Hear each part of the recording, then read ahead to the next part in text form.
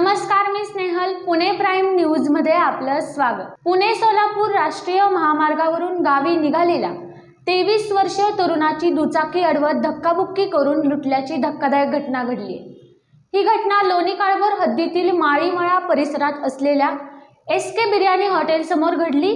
या प्रकरणी एका 23 वर्षीय तरुणाने लोणी काळभोर पोलीस ठाण्यात फिर्याद दिली.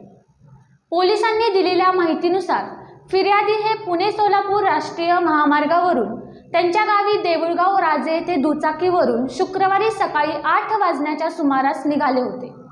त्यांची दुचाकी माळीमळा परिसरात असता अज्ञात दोघांनी अडवली. त्यानंतर त्यांना धक्काबुक्की करत त्यांच्याकडून 12,500 रुपये आणि 700 रुपयांचे स्मार्ट वॉच जबरदस्तीने चोरून नेले. त्यानुसार 2 चोरट्यांविरोधात चोरीचा गुन्हा दाखल करण्यात आला.